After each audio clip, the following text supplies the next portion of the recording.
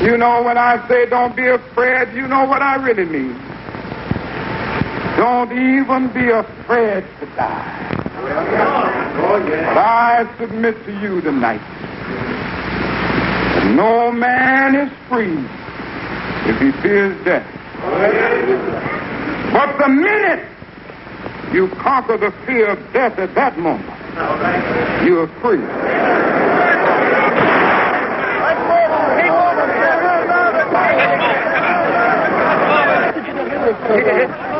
Oh, I've been hit so many times, I'm immune to it. We've got some difficult days ahead. Some began to talk about the threat that were out, or what would happen to me from some of our sick white brothers. Well, I don't know what will happen now, but it really doesn't matter with me now, because I've been to the mountaintop. And I've seen the promised land. I may not get there with you, but I want you to know tonight that we as a people will get to the promised land. The next day, April 4th, 1968, Martin Luther King Jr. was assassinated in Memphis, Tennessee. Behold, here cometh the dreamer. Let us slay him, and we shall see what will become of his dreams.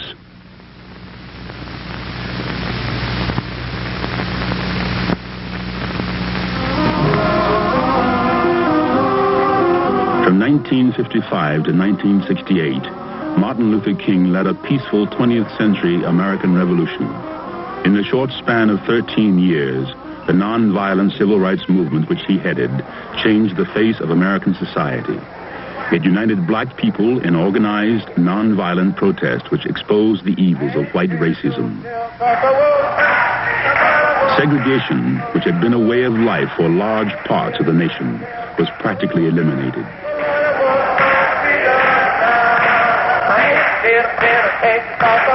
Full freedom was not won, but more was accomplished in those 13 years than in the previous 100, including the enactment of federal legislation to protect the rights of black citizens.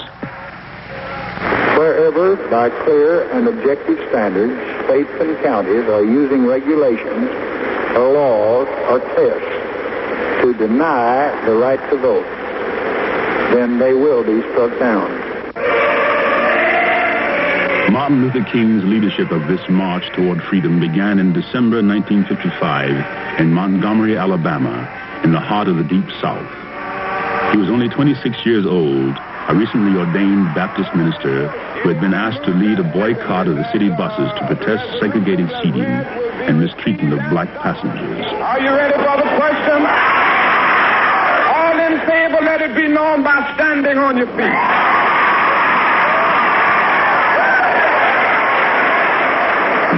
That was the day that we started a bus protest which literally electrified the nation. And that was the day when we decided that we were not going to take segregated buses any longer. And you know, when we planned the bus boycott, we said if we could just get about 50 or 60% of the Negroes of Montgomery not to ride buses, this would be an effective boycott. I think that whole day we found 8 Negroes on the buses. And from that day on, that boycott was more than 99 9/10% effective. We have a legitimate protest, and we feel also that one of the great glories of American democracy is that we have the right to protest for rights. We will do it in an orderly fashion. This is a non-violent protest. We are depending on moral and spiritual forces, using the method of passive resistance. I, for one, under God, will die before I'll yield 1 inch to that kind of a movement.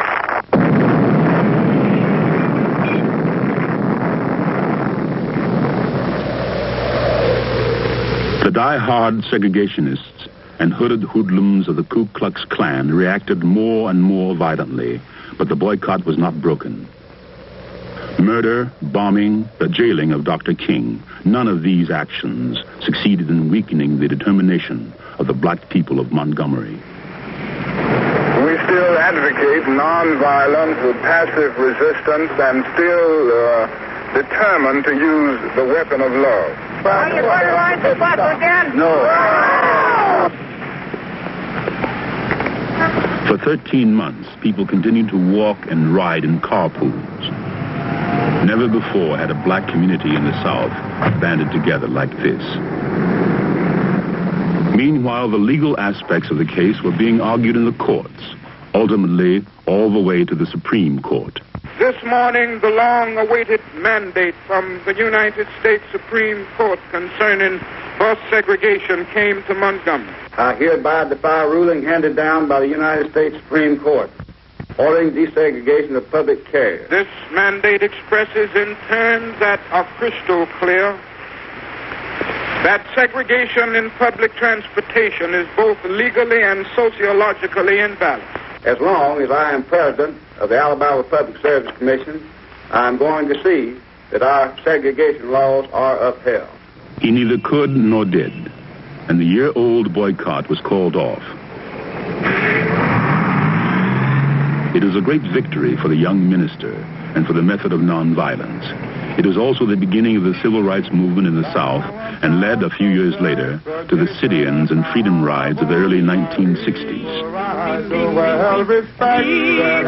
Using nonviolent direct action, mixed groups of whites and blacks, mostly students, challenged segregation on interstate buses and places of public accommodation throughout the South.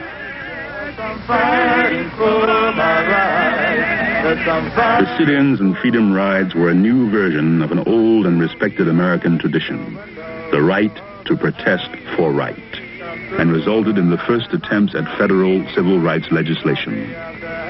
The next target of the civil rights movement was Birmingham, Alabama, in 1963, the most segregated city in the nation, and for blacks, a place to die if you tried to be a person. I will not rest until we are able to make this kind of witness in this city so that the power structure downtown will have to say, we can't stop this movement, and the only way to deal with it is to give these people what we owe them and what their God-given rights and their constitutional rights demand.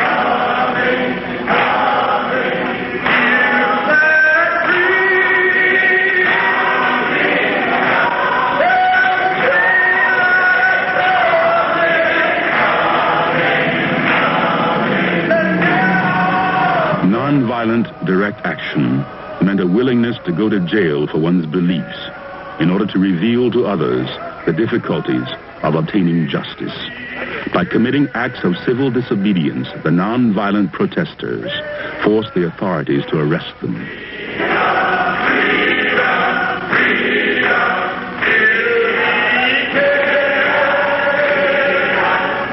In Birmingham, in the spring of 1963, the jails were literally filled by these methods. This, according to Dr. King, marked the nonviolent movement coming of age. The arrests made headlines across the country and were televised around the world. You can never whip these boys if you don't keep you and them separate. You've got to keep the white and the black separate. Birmingham's police commissioner, Bull Connor, put nonviolent resistance to its severest test with his brutal treatment of the demonstrators. The sickness and ugliness of racism was exposed to the entire nation and to the rest of the world as well by newspaper and television reports of his use of police dogs and high-pressure fire hoses. We must say to our white brothers all over the South who will try to keep us down, we will meet your physical force with soul force. We will not hate you, and yet we cannot in all good conscience obey your evil laws. But we will wear you down by our capacity to suffer.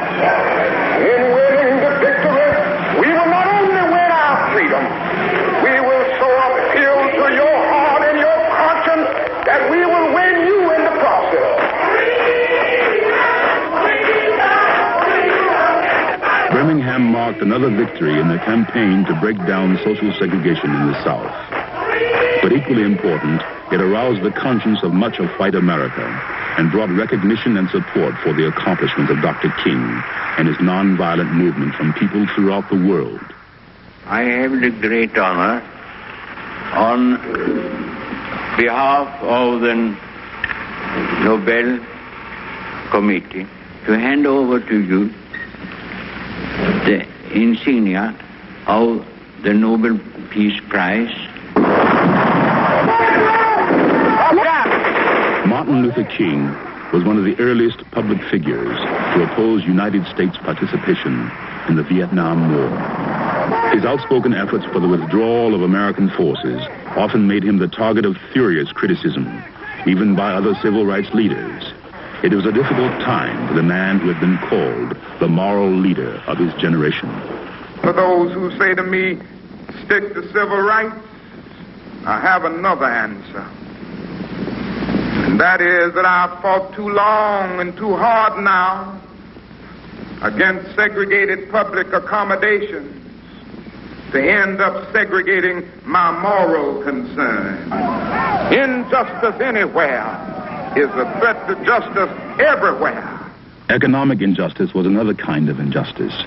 Before his death, Dr. King had begun to build a coalition of the underprivileged of various ethnic groups, the Poor People's Campaign, to fight for economic equality. It is my hope that power for poor people will really mean having the ability and the aggressiveness to make the power structure of this nation say yes when they may be desirous of saying no. We will get together and be together. Black people, Mexican Americans, American Indians, Puerto Ricans, Appalachian whites, all working together to solve the problem of poverty. We're getting ready to demand jobs and income. We're tired of working full-time jobs for part-time income. All right. We're tired of living in run-down, dilapidated, rat-infested shacks and slums. We are tired of our children having to attend overcrowded, inferior schools. And we are tired of our men not being able to be men because they can't find work. 1,300 sanitation workers are on strike, and Memphis is not being fair to them. We've got to march again in order to put the issue where it is supposed to be. We have this illegal, unconstitutional injunction. All we say to America is be true to what you said on paper. Because somewhere I read of the freedom of assembly. Somewhere I read of the freedom of speech. Somewhere I read of the freedom of press. Somewhere I read that the greatness of America is the right to protest for right. We have the right to protest for right. The right to protest for right. Since Montgomery, a constant refrain of the civil rights movement. Give us the ballot, and we will no longer have to worry the federal government about our basic rights. Give us the ballot. Martin Luther King had always known that the right to protest for right rested on the most basic democratic right of all, the right to vote. As early as May 1957, after the successful conclusion of the Montgomery bus boycott, Dr. King helped to organize the prayer pilgrimage for freedom. Some 37,000 people, mostly church-going blacks, had assembled in Washington to voice their demands for full citizenship. The Supreme Court's decision of May 17, 1954. But it was to be 8 more years before the realization of their demands and the passage of federal legislation guaranteeing the right to vote. Until then, black people throughout the South were forcibly prevented from registering and By voting. making them stand in the race, keep them from registering to vote. And we will register to vote because as citizens of these United States, we have the right to do it. You can turn your back on me, but you cannot turn your back upon the idea of justice. You can turn your back now and you can keep the club in your hand, but you cannot beat down justice. And so in August of 1963, 6 years after the first pilgrimage to Washington, another larger demonstration took place in the nation's capital. People, all kinds of people, aroused by the police dogs and fire hoses of Birmingham, were exercising their right to protest for right. The 1963 March on Washington was the greatest mass demonstration in the history of the nation. And it was Martin Luther King who underscored the urgency of the demands of the more than 200,000 people assembled in front of the Lincoln Memorial with his powerful appeal to the entire nation. 5 years ago, a great American in whose symbolic shadow we stand today signed the Emancipation Proclamation. But 100 years later, the Negro still is not free. We'll come to this hallowed spot to remind America of the fierce urgency of now. Now is the time to rise from the dark and desolate valley of segregation to the sunlit path of racial justice. There will be neither rest nor tranquility in America until the Negro is granted his citizenship rights. I still have a dream. America was stirred by the ringing words of Dr. King. But just a few months later, in Selma, Alabama, black people were still segregated and still prevented from registering to vote.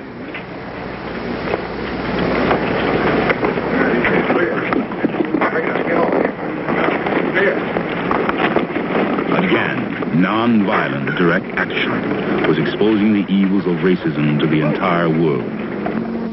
The right to protest for right took the form of a 50-mile march from Selma to the state capital of Montgomery. This march intends to keep off the highway. We will be marching on the shoulder of the road and will not in any way be interfering with the pursuit of traffic.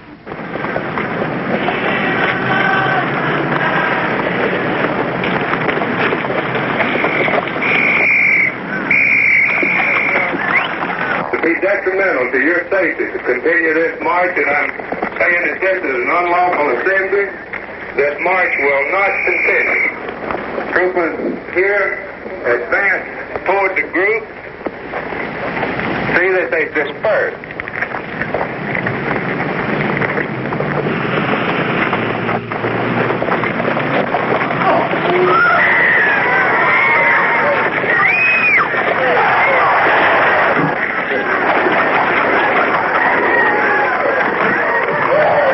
We must let the nation know, and we must let the world know, that it is necessary to protest this threefold evil. The problem of the denial of the right to vote, to police brutality, that we continue to face and faced in its most vicious form last Sunday.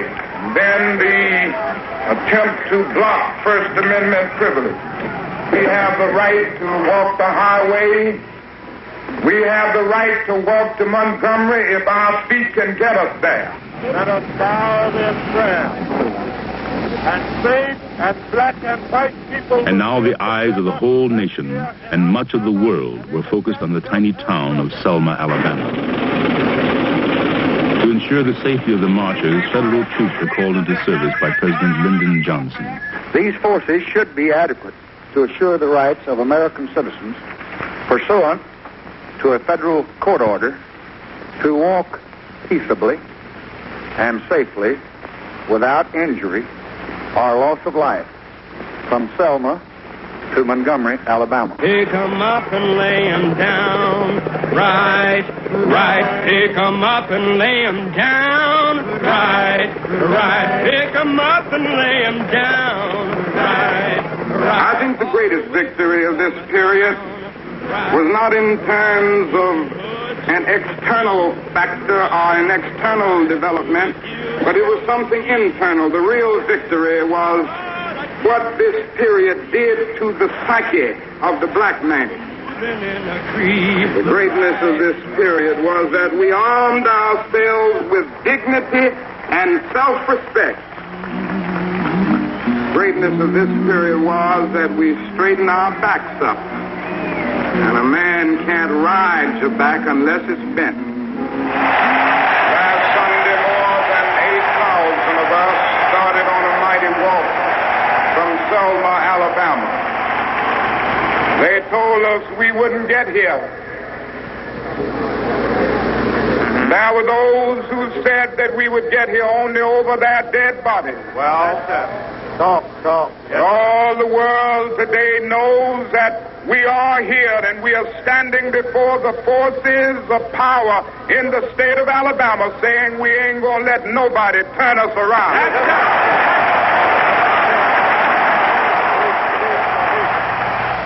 Selma marked the turning point in the struggle to secure the ballot. 5 months after the marchers reached Montgomery, the most important civil rights legislation in a century, the Voting Rights Act of 1965, was signed into law. I have a dream. Behold, here cometh the dreamer. And we will no longer have to worry the federal government about our business. I still have a dream.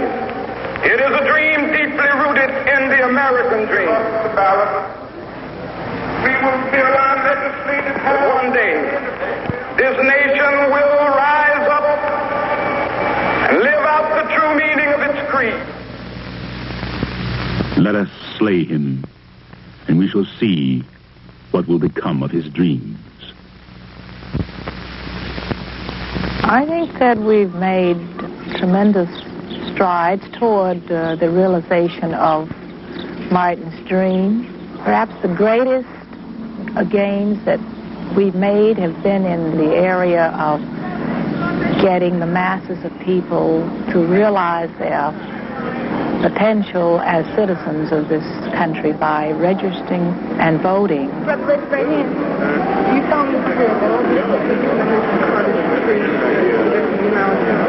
This is your affidavit received. Registered 45 up to this point. We think that's a very good showing. If you get people in office who are going to be responsive to the needs of the individuals that they represent, then they're going to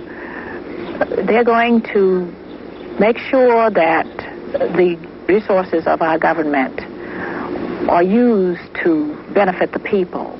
We are now in the process of conducting a voter registration campaign to educate people to an understanding of that one ballot that each individual possesses. And certainly the Marin Luther King Center will be continuing this until we get the vast potential that is there involved in exercising this very elementary right, because I believe very firmly that we cannot hope to fully achieve our freedom and be full citizens of our society until we exercise fully the right to vote. Well, we got the vote that we're going to put together.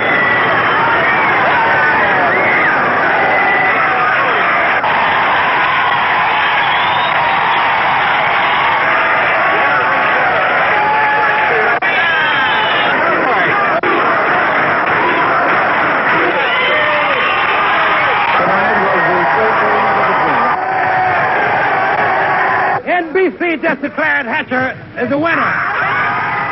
In 1968, when Martin Luther King was assassinated, there were only 1,000 black elected officials in the entire nation. Today, 6 years later, there are more than 3,000. I'm one of them. I'm Andrew Young, congressman from the 5th Congressional District of Georgia, representing the city of Atlanta. My preparation for politics and my previous experience was somewhat different from that of most of my colleagues, but in a way I did receive a lot of it around any of the county courthouses of the South. In Selma, for instance. And that's me in St. Augustine, Florida. Today I'm in Washington. I'm attempting to do some of the things that would help continue the legacy of Martin Luther King. And I'm wondering, does the Department of Agriculture have any concerns about helping the price of food at home for the American consumer? Yes, Mr. Young. We're still a long way from achieving the dream of Martin Luther King. And it's hard for high school students to realize just how far we've come. You in 1962? 6. You were 6, so it was kind of hard to remember what was going on. Did you ever have any experience of being turned away from anything because you were black? Not really. I had a militant attitude when I was about 10 or 12. I was prejudiced. I go in there and I look at this. You know how you go in the store and people say, hey, can I help you? They were white. I said, no, you think I'm still something. I just jumped on it right away. But I think I've changed. Why were you so mean? It ran through my family. I heard them all say, the white man, I forget you. A white man is, worth all that. So I took it. But now I know I'm in the world. And they're all right. They're cool. Some of your best friends are white. Yeah. I represent a district which is 62% white and 38% black. That's a long way from Montgomery. But what you find out is that poor whites and poor blacks have a lot in common. I mean, my dedication is not just to blacks. My dedication is to anybody in this society that has not had an opportunity to enjoy all of the rights and privileges of the society. And that's what Martin Luther King was about.